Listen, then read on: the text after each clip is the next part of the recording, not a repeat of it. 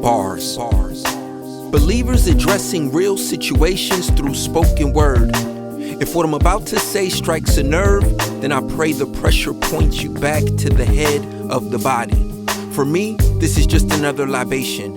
I pour my heart out on the stage like it's an altar, then watch creativity use my pain to kindle a fire. Now if the smoke rises to the heavens, I just hope that it's a sweet smelling incense, because lately I've been incensed by the insensitivity of certain apologists and theologians who love to muse over the Apostle Paul's teachings. Yet whenever they're speaking, I've noticed that they seldom, if ever, mention racism, the effects of slavery, or systematic oppression. And it makes me wonder, was Paul's letter to Philemon just a suggestion? Or was Jesus merely jesting when he said, "Whatsoever you've done unto the least of these, my brethren, you've done unto me"?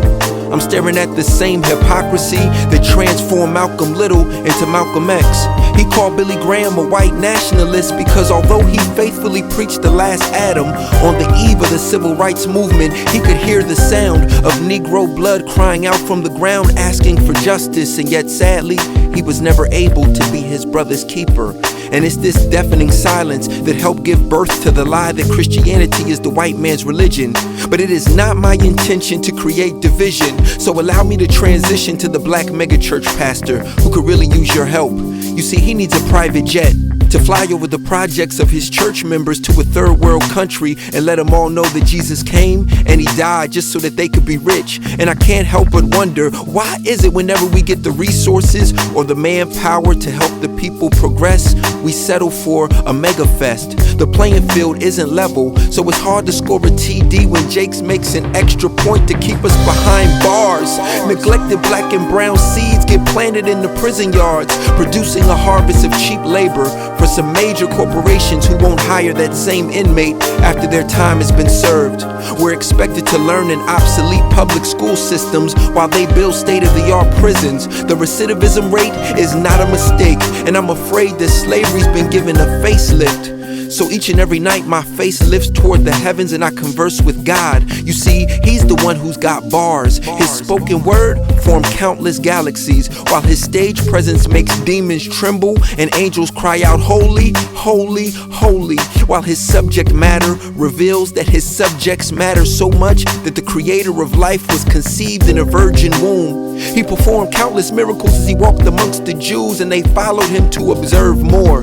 But what they failed to realize was that his assignment was not to overthrow Caesar, but to reconcile sinful people back to a loving God. And I am thoroughly convinced if you ever get to experience that kind of love, you will love him with all of your heart, soul, and mind, thereby finding it impossible to construct a theology that revolves around just the success of your people. And I am also convinced that when you've experienced that kind of love, you will pluck your head out of the sand of religious cliches, no longer stating the obvious like, "Well, you know, brother, racism is not a skin problem, it's a sin problem." Because when you love your neighbor as yourself, their pain is felt by you, and it compels you to speak the truth in love.